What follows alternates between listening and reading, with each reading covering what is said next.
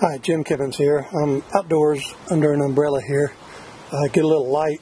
I want to do a quick comparison of the Kahr CM9 and the Diamondback DB9. I got the DB9 first. I was very excited about it. You may have seen one of my other videos about it because of the size. It's a great carry piece for size, but I then ended up getting a CM9 for reliability, and I'll talk about that as I show you the two pistols and compare them a bit. By the way, let's go ahead and show that they're clear here.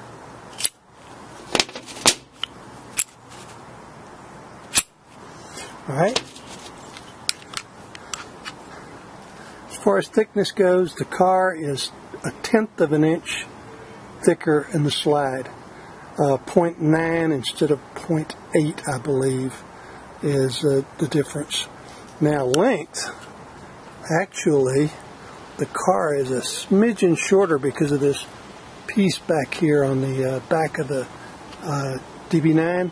If you go all the way back to that piece, the Kahr is just a smidge shorter. Not really enough to talk about, though. Just an ever so slight bit. I think 5.42 inches instead of 5.56, something like that, is what the specs say. Now, these don't have magazines, and you'll see that the Kahr is slightly longer here in the back. Let's get them lined up. There's the Kahr. So there's not a lot of difference as far as carry goes. The Kahr is heavier by about 4.5 ounces, maybe 5 ounces, and I really liked this DB9 because of the slimness and the lightweight, 11.9 ounces, I think, without the mag. But the Kahr, and I'll go ahead and say it now, just so much more reliable. That extra weight makes a difference. I put probably 600 rounds through this DB9, or through it, two versions of it. I sent it back to the factory. I got a new polymer frame because I had some semicircular pieces of what looked like composite polymer material that worked their way, and when I cleaned it, I found them, they fell out, and the Kahr sheet that came back with the gun said that they replaced this frame because it was material from the frame. Now, let's do a quick takedown. The Kahr, I do like the,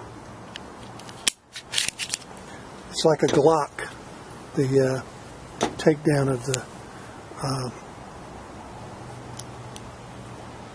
DB9. Sorry about that, DB9.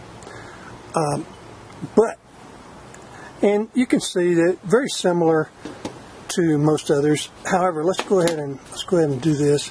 The Kahr now, you line up a couple of marks and you push out on this piece. Take it out, pull the trigger, and pull it out. So here's the Kahr. It is heavier. It is thicker. Maybe not thicker here.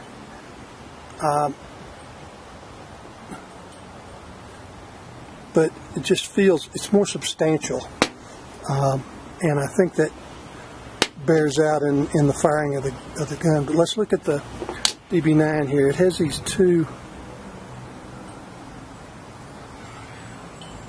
little wings, and that's it, except for back here where it catches again, which is where it engages the slide right there. So little wing there, and engages the slide, goes in.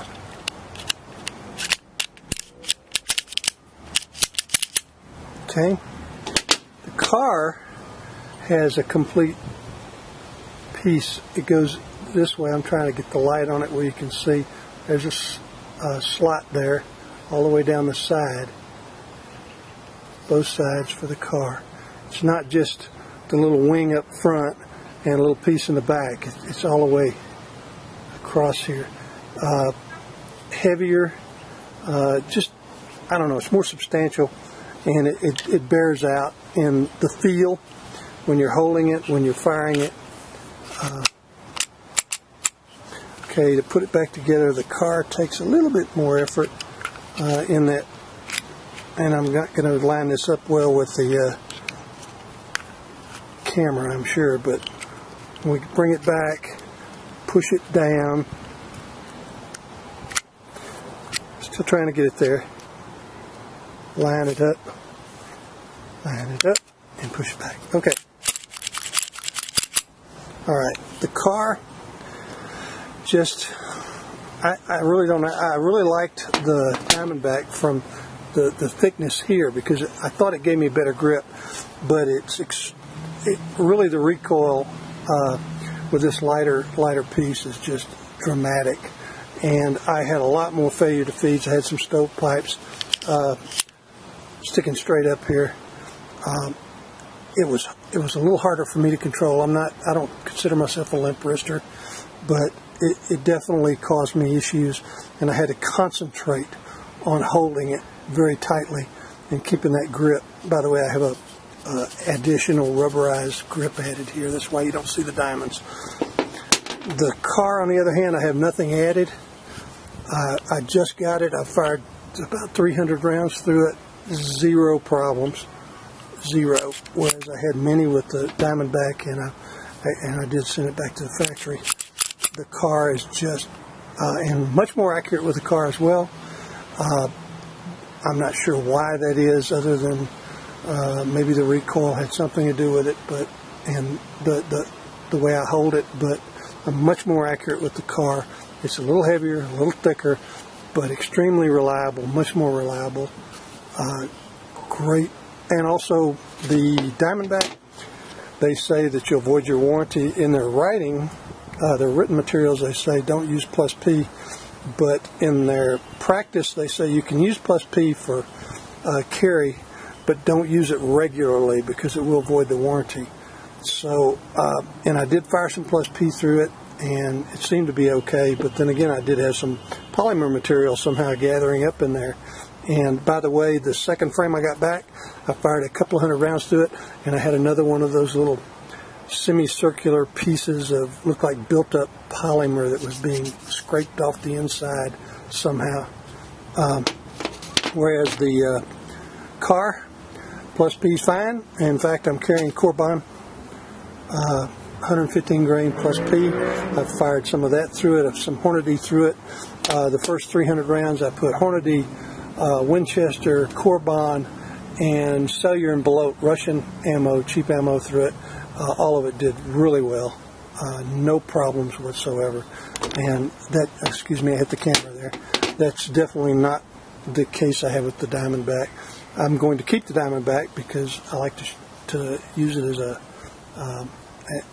comparison piece for people. I'm getting a federal firearms license, and they like to hold these and compare them. And I think it helps because I buy things to find out, and then I'm stuck with it, and I spend a lot of money. But and by the way, the Hornadys are not plus P, and that's what I'm putting in the Diamondback now. So I absolutely positively say that though it's a little bit thicker, about the same length, maybe a little bit shorter, and definitely 4.5, 5 ounces heavier, the Kahr, bar none, much better as reliability wise, which is, I mean, that's why you're carrying it. You want it to go bang when you pull the trigger, and the Kahr does, and I'm much more accurate with it. I fired another 150 rounds today. Much more accurate with the Kahr. The recoil is better, lighter because of the weight, I guess, or the ergonomics of the gun, I'm not sure. But the trigger pull is awesome. It's just better. I appreciate your attention, and I hope this helps you if you're trying to make this kind of decision. I know I was. I looked at a lot of video in deciding on the Diamondback, and so hopefully this will help anyone who's trying to decide between the two. Strongly recommend you go with the CM9. Now the PM9 is $700. This cost me, actually I paid about $357 at Bud's Gun Shop for this one. The Diamondback, I paid $417 at Bud's for this one. So for $60, $50, definitely the CM9. It's the same gun substantially as the PM9, which costs over $700, or MSRP $700 plus, but it doesn't have the polygonal rifling and a couple of other differences, but pretty much the same frame, the same size, and it does an excellent job. It's an awesome carry pistol. Thanks a lot. Appreciate it.